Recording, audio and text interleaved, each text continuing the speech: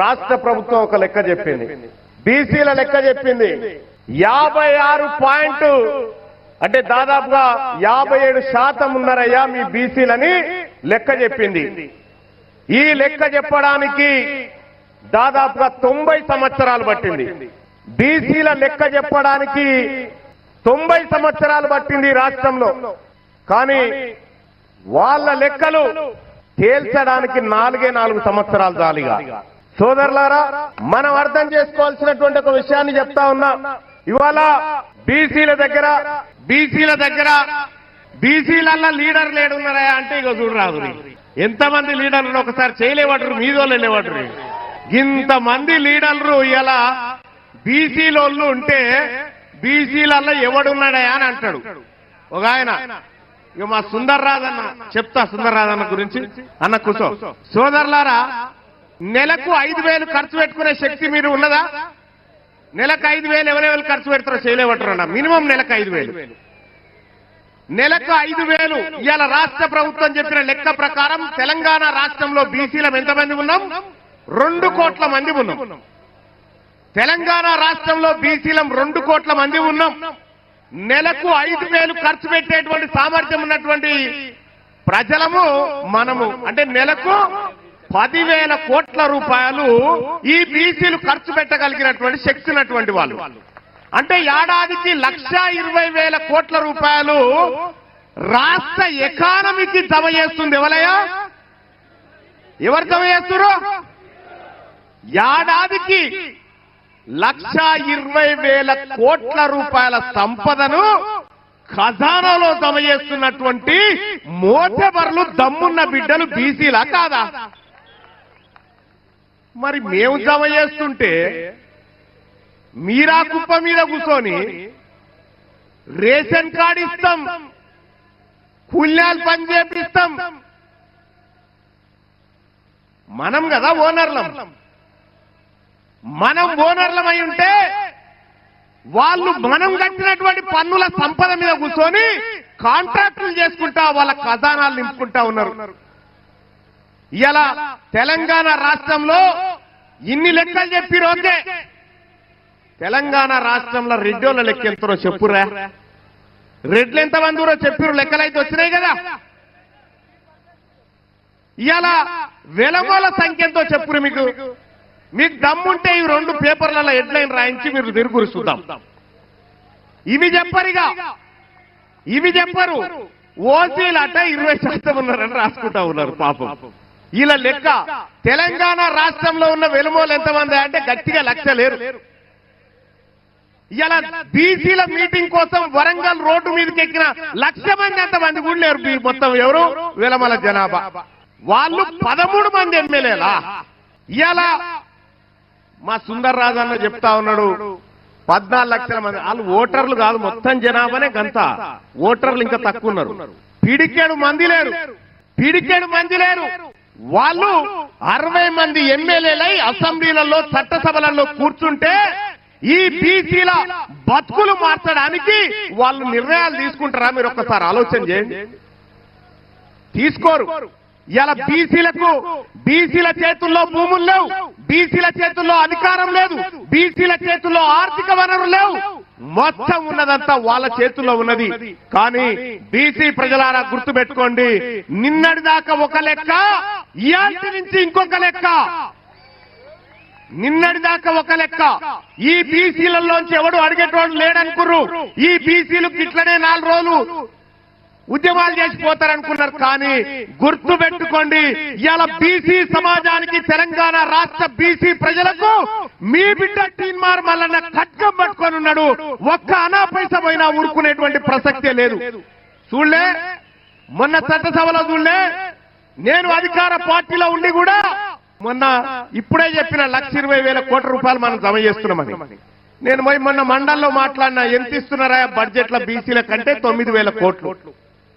1,20,000 కోట్లు తీసుకొని 9,000 కోట్ల రూపాయలు మనకిస్తారట. అంటే ఎవరి సొమ్ముతో ఎవడు బతుకున్నానా? ఎవరి సొమ్ముతో ఎవడు బతుకుడు?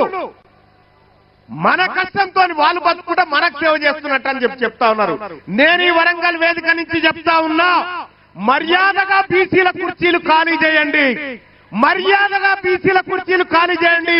మా బిడ్డలంతా తయారుగున్నారు ఈడ ఎక్కడానికి, కుర్చీలు ఎక్కడానికి మా బిడ్డలు తయారున్నారు. ఇలా ఏ లెక్కకు 2028 నాకైతే ఏం డౌట్ లేదు, అయిపోయింది.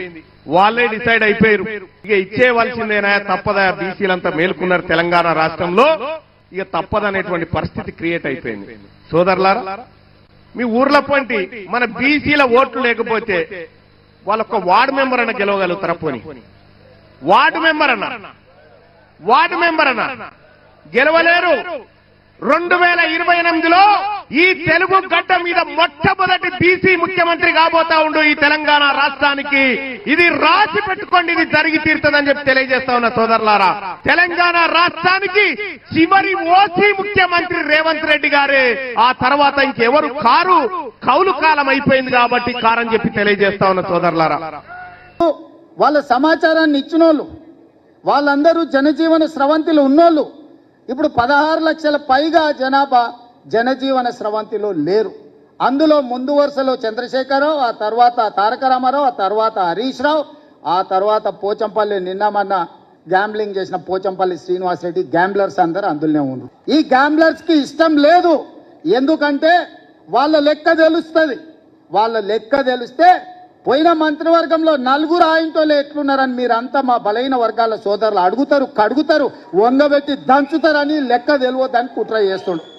ఇక మా దాంట్లో మా అమాయక సోదరులు 75 ఏళ్ల తర్వాత ఒక లెక్క పక్కగా మనం చేస్తే దాన్ని అర్థం చేసుకోకుండా ఈ లెక్క తప్ప అని అంటారు. ఈ లెక్క తప్ప అంటే మళ్ళీ మొదటికి వస్తుంది. అంటే ఇక మీ జీవితంలో ఈ లెక్క రావద్దని చంద్రశేఖరరావు ఏదైతే కుట్ర చేస్తుండో మీరు కూడా తెలియకుండానే ఆ కుట్రకు సహకరిస్తారు.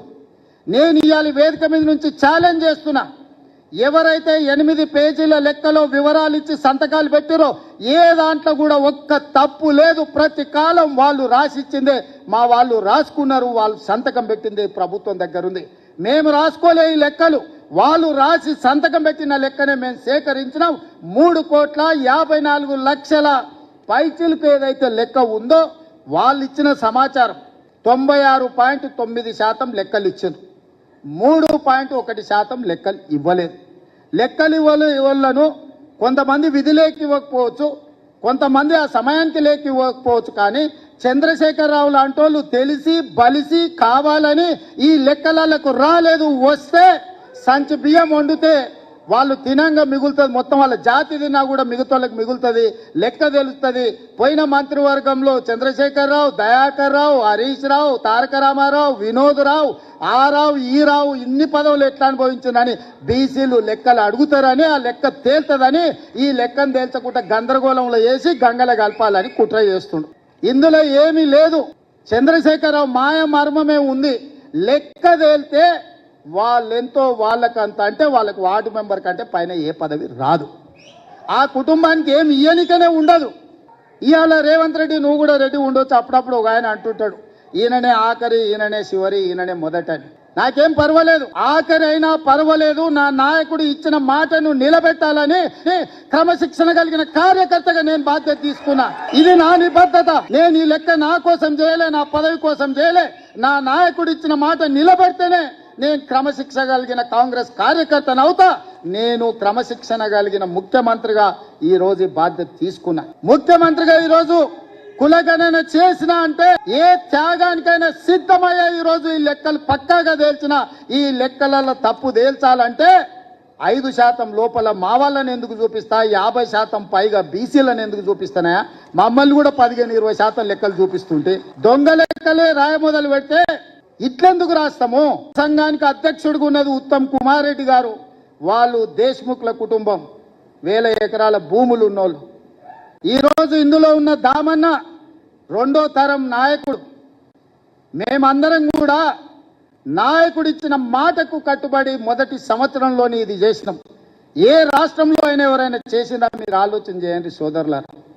ఇవాళ మా చిత్తశుద్ధిని కాంగ్రెస్ పార్టీ నిర్ణయాన్ని తప్పుదోవ పట్టించి బలహీన వర్గాలకు శాశ్వతంగా అన్యాయం చేయాలని ఆలోచన చేస్తారు. కొన్ని సంఘాలు వచ్చినాయి, కొంతమంది విజ్ఞప్తి చేసిండ్రు, అన్న దీంట్లో ఇంకా కొంచెం సరిదిద్దండి, దీంట్లో కొంత సమాచారాన్ని మనం నిజంగా చేయాలనుకున్నాం. కాబట్టి 2వ విడత కూడా జనజీవన స్రవంతిలో కలవని వాళ్ళకు కూడా జనజీవన స్రవంతిలో కలవడానికి